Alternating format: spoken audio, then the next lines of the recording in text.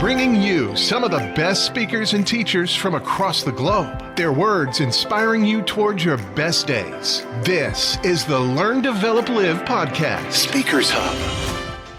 Good morning.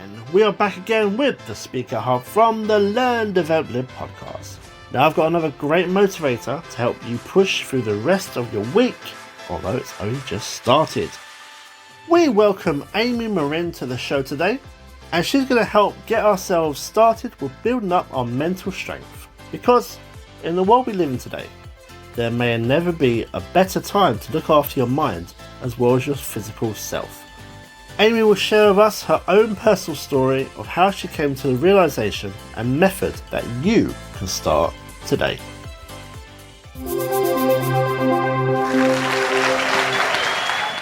So I have a Facebook friend whose life seems perfect. She lives in a gorgeous house, and she has a really rewarding career. And she and her family go on all these exciting adventures together on the weekends. And I swear that they must take a professional photographer along with them, because no matter where they go or what they do, the whole family just looks beautiful. And she's always posting about how blessed she is and how grateful she is for the life that she has. And I get the feeling she's not just saying those things for the sake of Facebook, but she truly means it. How many of you have a friend kind of like that? And how many of you kind of don't like that person sometimes? We all do this, right? It's hard not to do. But that way of thinking costs us something. And that's what I want to talk to you about today, is what our bad habits cost us. Maybe you scroll through your Facebook feed and you think, so what if I roll my eyes? It's just 5 seconds of my time. How could it be hurting me? Well, researchers have found that envying your friends on Facebook actually leads to depression. That's just one of the traps that our minds can set for us. Have you ever complained about your boss? Or looked at your friends' lives and thought, why do they have all the luck? Can't help thinking that way, right? That way of thinking seems small in the moment. In fact, it might even make you feel better in the moment. But that way of thinking is eating away at your mental strength. There's 3 kinds of destructive beliefs that make us less effective and rob us of our mental strength. The first one is unhealthy beliefs about ourselves. We tend to feel sorry for ourselves. And while it's okay to be sad when something bad happens, self-pity goes beyond that. It's when you start to magnify your misfortune. When you think things like, why do these things always have to happen to me? I shouldn't have to deal with it. That way of thinking keeps you stuck, keeps you focused on the problem, keeps you from finding a solution. And even when you can't create a solution, you can always take steps to make your life or somebody else's life better. But you can't do that when you're busy hosting your own pity party. The second type of destructive belief that holds us back is unhealthy beliefs about others. We think that other people can control us, and we give away our power. But as adults who live in a free country, there's very few things in life that you have to do. So when you say, I have to work late, you give away your power. Yeah, maybe there'll be consequences if you don't work late, but it's still a choice. Or when you say, my mother-in-law drives me crazy, you give away your power. Maybe she's not the nicest person on earth, but it's up to you how you respond to her because you're in control. The third type of unhealthy belief that holds us back is unhealthy beliefs about the world.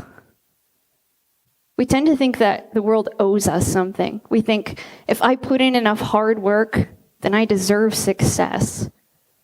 But expecting success to fall into your lap like some sort of cosmic reward will only lead to disappointment. But I know it's hard to give up our bad mental habits. It's hard to get rid of those unhealthy beliefs that we've carried around with us for so long. But you can't afford not to give them up. Because sooner or later, you're going to hit a time in your life where you need all the mental strength that you can muster. When I was 23 years old, I thought I had life all figured out. I graduated from grad school. I landed my first big job as a therapist. I got married, and I even bought a house. And I thought, this is going to be great. I've got this incredible jump start on success. What could go wrong? That all changed for me one day when I got a phone call from my sister. She said that our mother was found unresponsive, and she'd been taken to the hospital. My husband Lincoln and I jumped in the car and rushed to the hospital. We couldn't imagine what could be wrong. My mother was only 51. She didn't have any history of any kind of health problems. When we got to the hospital, doctors explained she'd had a brain aneurysm. And within 24 hours, my mother, who used to wake up in the morning saying, "It's a great day to be alive," passed away. That news was devastating to me. My mother and I had been very close. As a therapist, I knew on an intellectual level how to go through grief. But knowing it and doing it can be two very different things. It took a long time before I felt like I was really healing. And then on the 3-year anniversary of my mother's death, some friends called and invited Lincoln and me to a basketball game. Coincidentally, it was being played at the same auditorium where I'd last seen my mother on the night before she passed away. I hadn't been back there since. I wasn't even sure I wanted to go back. But Lincoln and I talked about it, and ultimately we said, maybe that'll be a good way to honor her memory. So we went to the game, and we actually had a really good time with our friends. On the drive home that night, we talked about how great it was to finally be able to go back to that place and remember my mother with a smile, rather than all those feelings of sadness. But shortly after we got home that night, Lincoln said he didn't feel well. A few minutes later, he collapsed. I had to call for an ambulance. His family met me at the emergency room. We waited for what seemed like forever, till finally a doctor came out. But rather than taking us out back to see Lincoln, he took us back to a private room and sat us down and explained to us that Lincoln, who was the most adventurous person I'd ever met, was gone. We didn't know at the time, but he'd had a heart attack. He was only 26. He didn't have any history of heart problems. So now I found myself a 26-year-old widow, and I didn't have my mom. I thought, how am I going to get through this? And to describe that as a painful period in my life feels like an understatement. And it was during that time that I realized when you're really going through tough times, good habits aren't enough. It only takes 1 or 2 small habits to really hold you back. I worked as hard as I could, not just to create good habits in my life, but to get rid of those small habits, no matter how small they might seem. Throughout it all, I held out hope that someday life could get better. And eventually it did. A few years down the road, I met Steve, and we fell in love, and I got remarried. We sold the house that Lincoln and I had lived in, and we bought a new house in a new area, and I got a new job. But almost as quickly as I breathed my sigh of relief over that fresh start that I had, we got the news that Steve's dad had terminal cancer.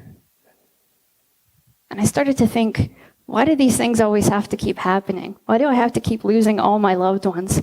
This isn't fair. But if I'd learned anything, it was that that way of thinking would hold me back. I knew I was going to need as much mental strength as I could muster to get through one more loss. So I sat down and I wrote a list of all the things mentally strong people don't do. And I read over that list. It was a reminder of all of those bad habits that I've done at one time or another that would keep me stuck. And I kept reading that list over and over, and I really needed it, because within a few weeks of writing it, Steve's dad passed away. My journey taught me that the secret to being mentally strong is that you have to give up your bad mental habits. Mental strength is a lot like physical strength. If you wanted to be physically strong, you'd need to go to the gym and lift weights. But if you really wanted to see results, you'd also have to give up eating junk food. Mental strength is the same. If you want to be mentally strong, you need good habits like practicing gratitude. But you also have to give up bad habits like resenting somebody else's success. No matter how often that happens, it'll hold you back. So, how do you train your brain to think differently? How do you give up those bad mental habits that you've carried around with you? It starts by countering those unhealthy beliefs that I talked about with healthier ones. For example, unhealthy beliefs about ourselves mostly come about because we're uncomfortable with our feelings. Feeling sad or hurt or angry or scared, those things are all uncomfortable. So we go to great lengths to avoid that discomfort. We try to escape it by doing things like hosting a pity party. And although that's a temporary distraction, it just prolongs the pain. The only way to get through uncomfortable emotions, the only way to deal with them is that you have to go through them, to let yourself feel sad and then move on, to gain confidence in your ability to deal with that discomfort. Unhealthy beliefs about others come about because we compare ourselves to other people. We think that they're either above us or below us, or we think that they can control how we feel or that we can control how they behave, or we blame them for holding us back. But really, it's our own choices that do that. You have to accept that you're your own person and other people are separate from you. The only person you should compare yourself to is the person that you were yesterday. And unhealthy beliefs about the world come about because deep down, we want the world to be fair. We want to think that if we put in enough good deeds, enough good things will happen to us. Or if we tough it out through enough bad times, we'll get some sort of reward. But ultimately, you have to accept that life isn't fair. And that can be liberating. It means you won't necessarily be rewarded for your goodness, but it also means no matter how much you've suffered, you're not doomed to keep suffering. The world doesn't work that way. Your world is what you make it. But of course, before you can change your world, you have to believe that you can change it. I once worked with this man who'd been diabetic for years. His doctor referred him to therapy because he had some bad mental habits that were starting to affect his physical health. His mother had died from complications of diabetes at a young age, so he just believed he was doomed, and he'd given up trying to manage his blood sugar altogether. In fact, his blood sugar had gotten so high lately that it was starting to affect his vision, and he had his driver's license taken away, and his world was shrinking. When he came into my office, it was clear he knew all the things he could do to manage his blood sugar. He just didn't think it was worth the effort. But eventually, he agreed to make one small change. He said, I'll give up my 2-liter-a-day Pepsi habit, and I'll trade it in for Diet Pepsi. And he couldn't believe how quickly his numbers started to improve. And even though he came in every week to remind me how horrible Diet Pepsi tasted, he stuck with it. And once he started to see a little bit of improvement, he said, well, maybe I could look at some of my other habits. And he said I could trade in my nightly bowl of ice cream for a snack with a little less sugar. And then one day he was at a thrift store with some friends, and he found this beat-up old exercise bike. He bought it for a couple of bucks, and he brought it home and he parked it in front of his TV. And he started to pedal while he'd watch some of his favorite shows every night. And not only did he lose weight, but one day he noticed he could see the TV just a little bit more clearly than he had before. And suddenly it occurred to him, maybe the damage done to his eyesight wasn't permanent. So he set a new goal for himself to get his driver's license back. And from that day forward, he was on fire. By the end of our time together, he was coming in every week saying, okay, what are we going to do this week? Because he finally believed that he could change his world and that he had the mental strength to change it and that he could give up his bad mental habits. And it all started with just one small step. So I invite you to consider what bad mental habits are holding you back. What unhealthy beliefs are keeping you from being as mentally strong as you could be? And what's one small step that you could take today, right here, right now? If you'd like to watch that video, it can be found on YouTube and it's called The Secret of Becoming Mentally Strong, Amy Morin, TEDx. And this comes from the TEDx Talks YouTube channel. Now that is all from me in this episode. I hope you have a great rest of your day. Go and crush it, whatever you're doing. And also, if you can give the podcast a rating and a review, that would be incredible. A review is read out on a future episode, and that would include yours. You've got the idea. That's a great idea. You've got the plan. What's your plan? Now let's make it happen. This is the Learn, Develop, Live podcast. Thanks for listening. You can find more motivation and inspiration at learndeveloplive.com. And we'll be back to inspire you again tomorrow.